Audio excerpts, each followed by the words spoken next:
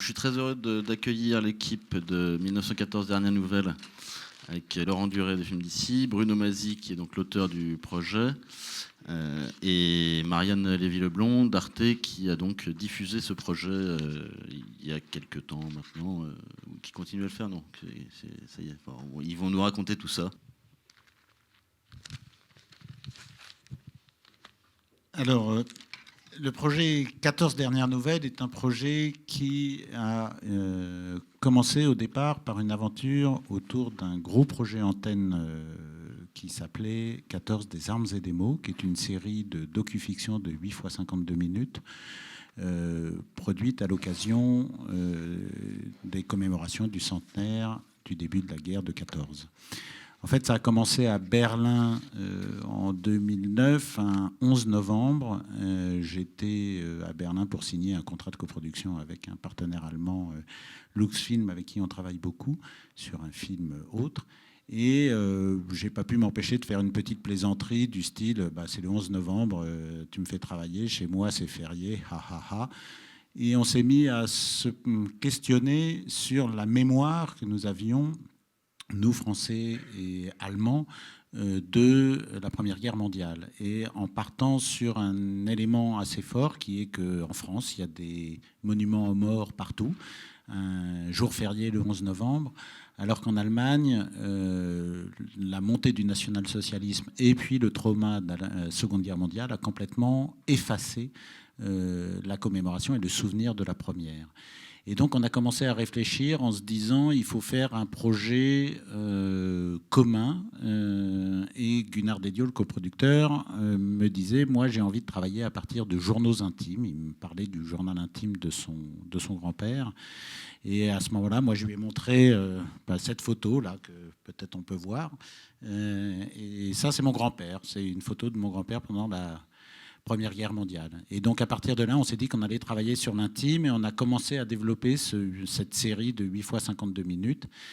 Et bien évidemment, on en a parlé à Arte et c'était Marianne Lévy-Leblond qui était chargée de programme à ce moment-là et avec qui on a commencé à parler de ce projet-là.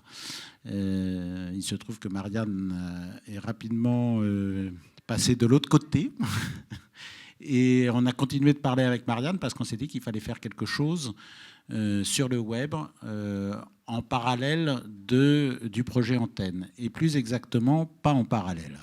Alors ça, c'était forcément une question qui se posait à Arte. On est en 2012 dans ces discussions-là. Il y a cette grande série de 8 fois 52 minutes qui est le gros projet qu'Arte France entame, qui sera le programme phare de la programmation de la chaîne à l'occasion de la commémoration de la Première Guerre mondiale, ce qui est évidemment un fait historique qui, du point de vue d'Arte, est central.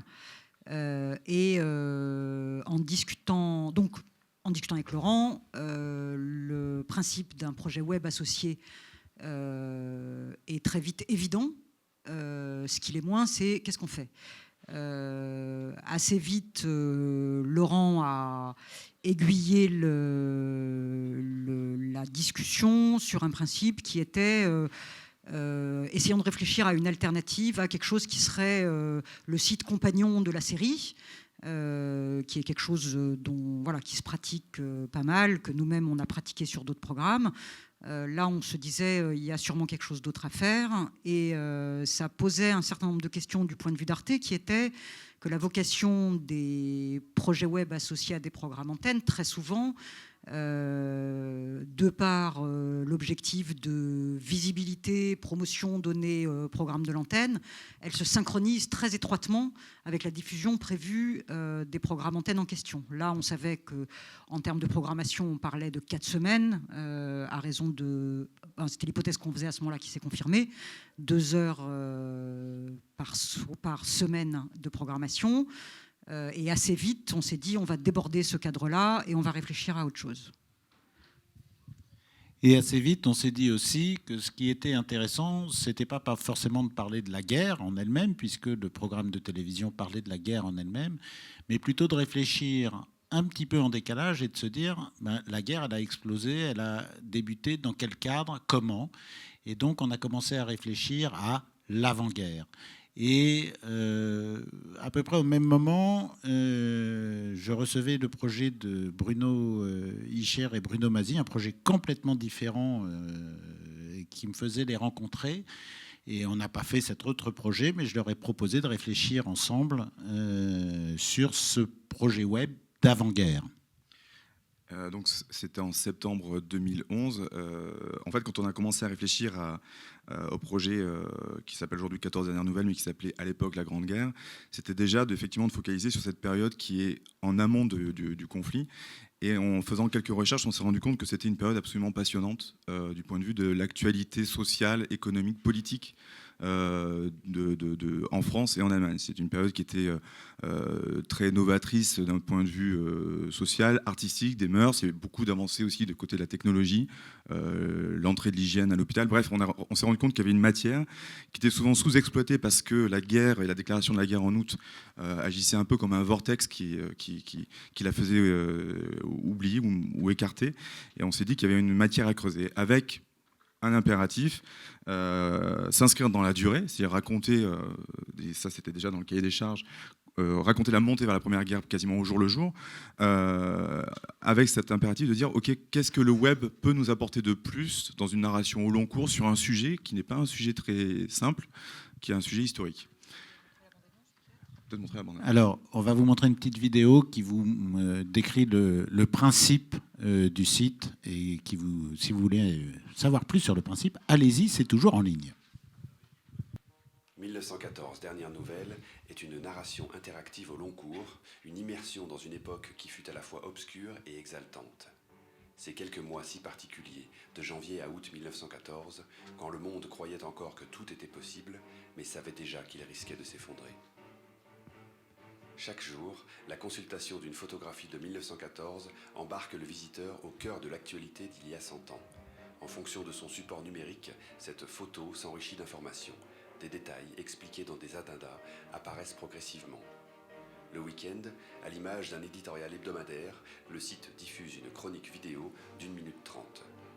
Ainsi, les photos et films tissent jour après jour la trame de l'inéluctable montée vers la guerre. L'ensemble des images et des vidéos se partagent sur les réseaux sociaux et les nombreux partenaires peuvent embarquer le site ou le décliner à l'image de Die Zeit, des portfolios du Monde, des émissions radio de RFI ou de la diffusion des vidéos sur toute l'histoire. L'ensemble des relais des partenaires ainsi que des opérations de communication virale, comme 2 quiz décalés autour de 1914, ont contribué au succès de l'expérience qui a totalisé plus de 600 000 visiteurs et a été récompensé d'un FIPA d'or. Quand la vidéo était faite, on était à 600 000. Aujourd'hui, on est à près de 900 000. Donc, 14 dernières nouvelles, c'est raconter au jour le jour la montée vers la Première Guerre mondiale avec une photo d'époque et un article de l'époque, des addendas. Mais ça a été un long parcours, un long chemin pour arriver à ce résultat-là, avec la volonté partagée par Marianne et Laurent de se donner le plus de temps de développement et d'écriture. C'est-à-dire de finalement laisser la porte ouverte le maximal à la techno, qui pourra rentrer au dernier moment en fait dans le processus. Donc on a eu 2 ans d'écriture et de développement. Alors ça, c'est lié à la fois au temps qu'a pris l'écriture, mais aussi à un constat qu'on a fait nous à plusieurs reprises dans les productions qu'on a accompagnées, où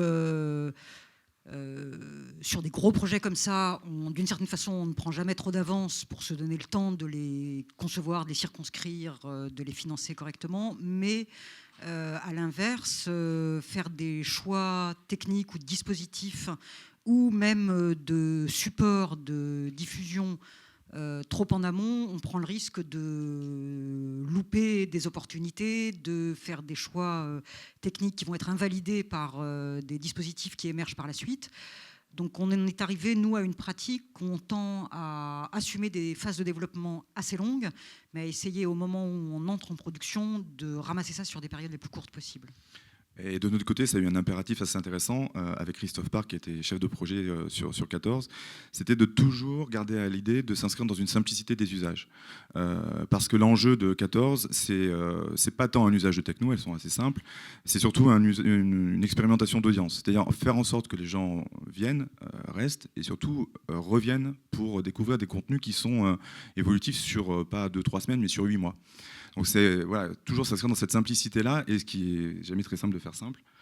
Donc on a eu cette période latente d'écriture assez ardue qui nous a fait passer par des étapes très différentes. Au début, on était parti sur un projet de collecte de documents d'époque, de réécriture des articles, pour au final se rendre compte que ce qui faisait le sel de ce projet, c'était aussi la langue de l'époque, donc de retrouver les articles d'époque, ce qui est très lourd, parce qu'il faut identifier les sources. On a travaillé avec des documentalistes pour identifier les différents journaux sur lesquels on pouvait s'appuyer, qui représentaient aussi la pluralité des voix politiques de l'époque, qui était assez... Le spectre était assez large.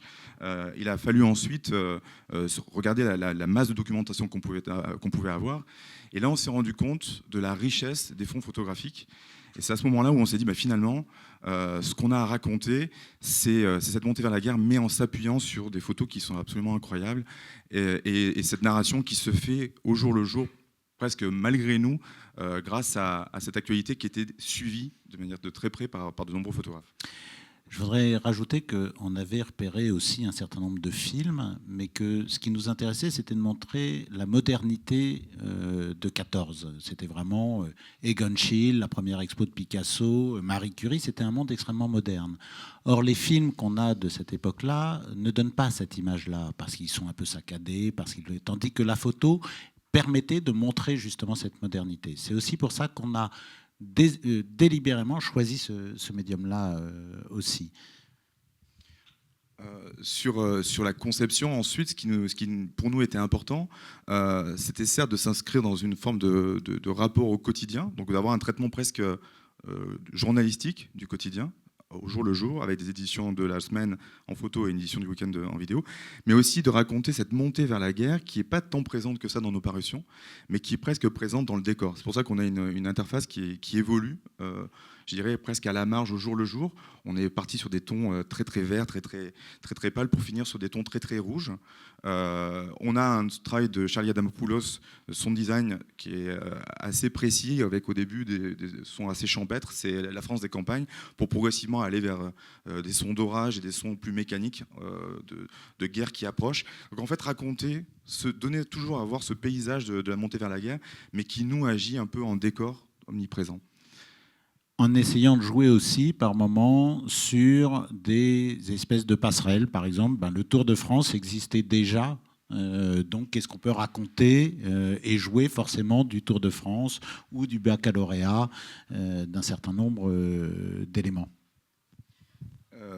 Toujours sur cette partie conception, ce qui nous intéressait aussi, et par rapport aux outils, dans le même sens que ce que vient de soulever Laurent, c'était sur certaines parutions pouvoir aussi s'appuyer sur des outils web plus concrets, comme par exemple la géolocalisation. Donc on s'est amusé sur certaines parutions à regéolocaliser les lieux où les photos avaient été prises pour mettre en relation les époques. L'énorme showstrap qui nous était tendu, c'était de faire une narration bien trop pédagogique. Ce qu'on voulait surtout pas, c'était d'être dans un traitement trop pédagogique et qui raconte l'histoire, en tout cas qui raconte ce pan-là avec un trop grand décalage par rapport à notre traitement qu'on voulait beaucoup plus dynamique. Donc on s'est toujours gardé au maximum de ça. Trop pédagogique ou trop pléthorique, ça a été l'objet de pas mal de discussions entre nous pour trouver le bon équilibre entre l'ambition très clairement documentaire du projet. On était effectivement là pour restituer des contenus avec une valeur documentaire absolument évidente, mais aussi faire la part, d'une part, à la puissance visuelle des images et un ton journalistique autour à la fois citations d'articles et petits articles complémentaires qui ont été rédigés ad hoc.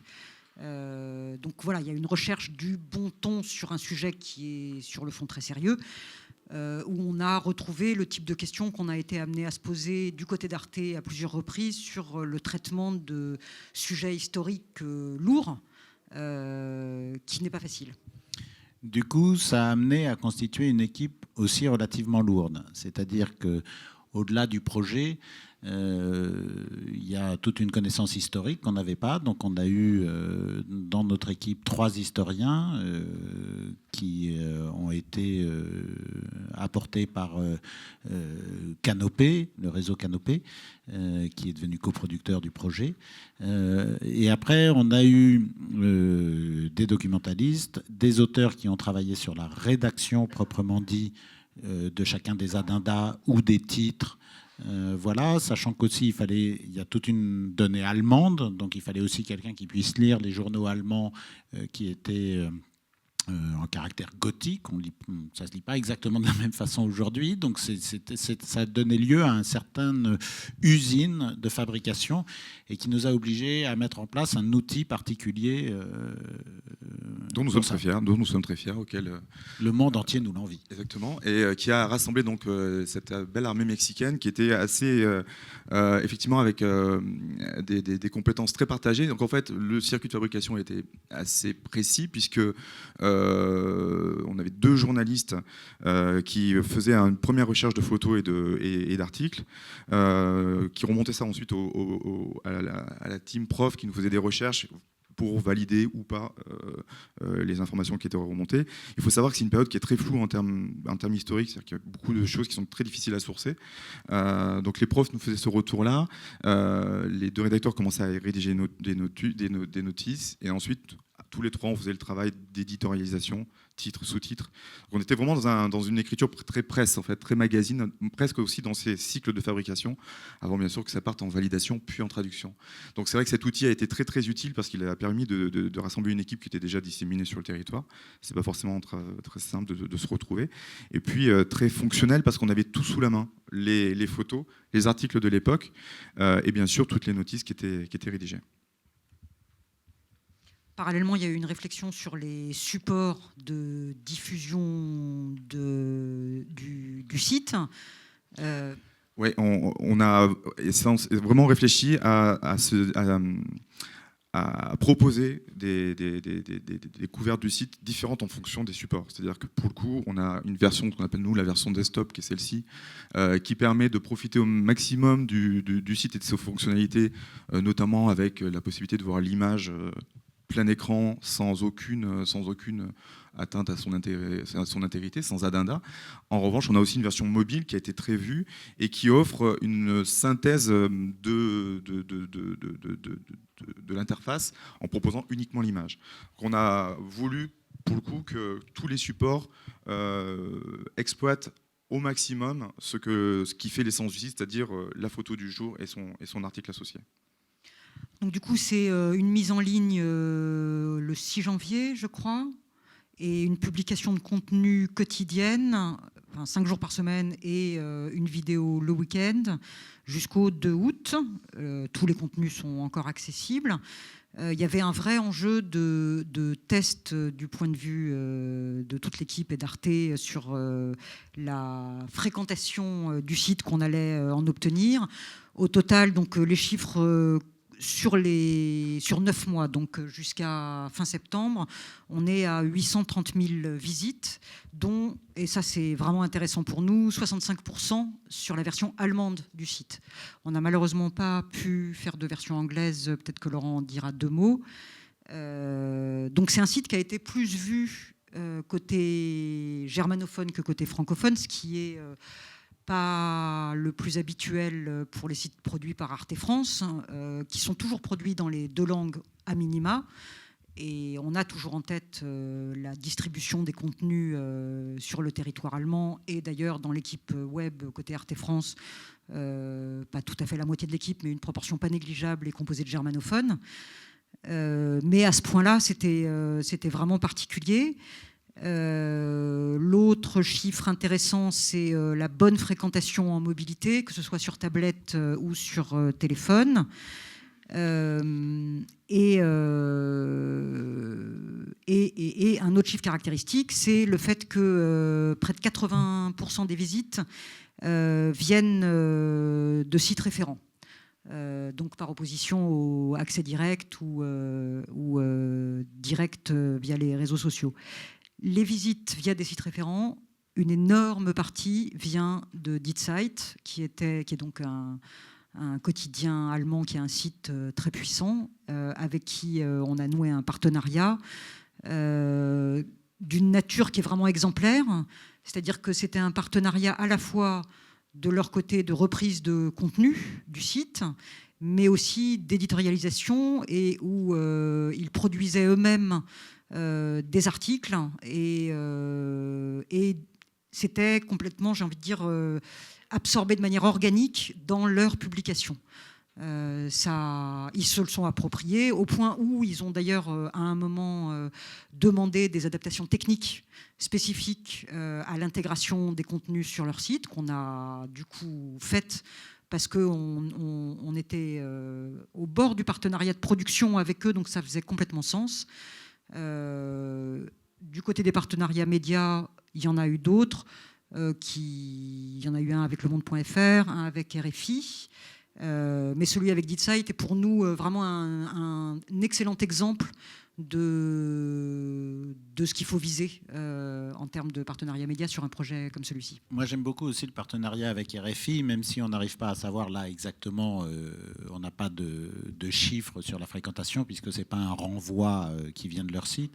Mais RFI, l'idée, c'était vraiment de faire un projet transmédia, c'est-à-dire ils reprenaient notre matière et faisaient une chronique radio quotidienne qui était diffusée sur leurs antennes et qui, du coup, dépassait complètement le cadre de diffusion France-Allemagne, puisque RFI a une puissance de frappe à l'international très grande.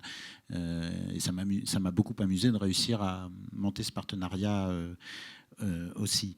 Ce qui est intéressant de noter, la difficulté du projet, c'était sa durée. Puisque c'est un projet qui donc dure 7 mois. Et je crois que la clé de la réussite de cette durée, c'est justement ce contenu quotidien très court. Et c'est cette espèce d'addiction un peu comme les news. Ça fonctionne un peu du même principe. C'est le premier enseignement, c'est-à-dire arriver effectivement, comme le disait Marianne, à trouver un ton. Et ça, on a vraiment travaillé là-dessus avec l'équipe de rédaction, à chaque parution de soigner l'editing, trouver un ton. Et puis ensuite, sur une si longue période, comment animer finalement et événementialiser le contenu. Donc ça passe par des partenariats très forts, et ça, c'est des points d'entrée importants dans le dispositif. Et puis ça passe aussi par les quiz qu'on a pu mettre en place. Il y a eu 2 quiz importants. Et c'est l'enseignement qu'on peut tirer, c'est de réfléchir vraiment à comment créer des points d'entrée pertinents et capables de mobiliser de l'audience avec des partenariats, et aussi comment arriver à animer comme ça ces parutions sur des durées qui sont longues. En termes de production, c'est un projet qui a coûté relativement cher, puisque c'est un projet à plus de 400 000 euros.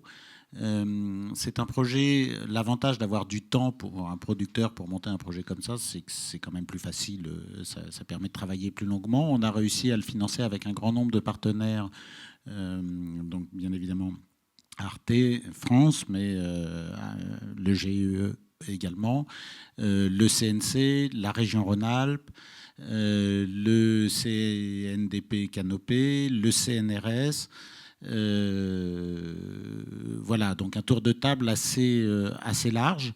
Par contre, alors que la série s'est montée avec plus de 25 pays coproducteurs, donc une dimension internationale très très forte, on n'a pas réussi à monter le projet à l'international. C'est pour ça qu'il n'y a pas eu de version anglaise, tout simplement parce que le marché n'existe pas. Il commence à exister sur certains cas, mais je pense que quand on a monté ce projet, on était très en avance au niveau international. J'ai l'impression que le problème s'est posé de manière différente côté anglais et côté allemand, puisque Laurent a essayé de dupliquer le schéma de coproduction franco-allemande qui était celui de la série sur le projet web. Et en fait, on s'est rendu compte que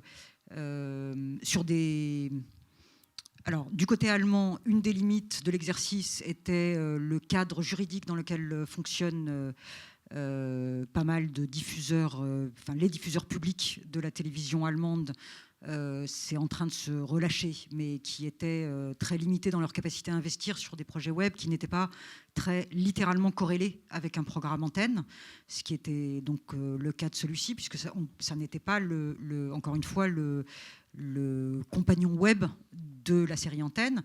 D'ailleurs, le partenaire allemand de la série a fini par produire un projet web directement associé à l'antenne, qui est venu aussi nourrir l'offre d'Arte, qui n'a absolument rien à voir.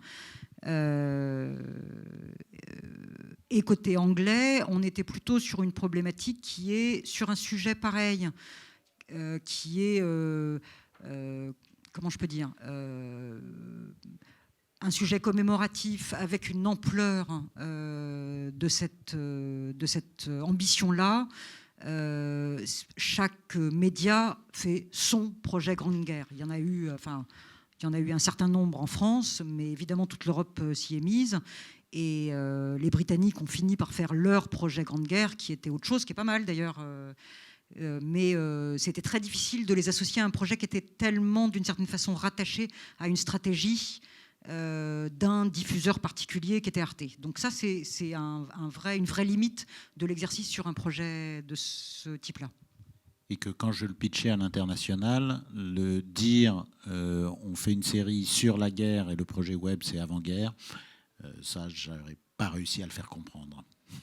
Alors qu'à l'arrivée du point de vue d'Arte, ça s'est absolument confirmé en termes de pertinence, puisque autant au moment où on avait démarré, on n'avait pas d'hypothèse de programmation sur la série, mais assez vite, cette programmation a commencé à être abordée, et la chaîne a pris la décision de le programmer avant les dates fatidiques, et donc au printemps 2014, ce qui venait alimenter le choix qu'on avait fait d'être présent en ligne dans les 6 mois qui précédaient la date fatidique.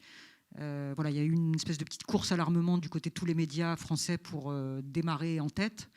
Du côté d'Arte, ça s'est quand même extrêmement bien articulé, et le site et l'antenne en ont bénéficié.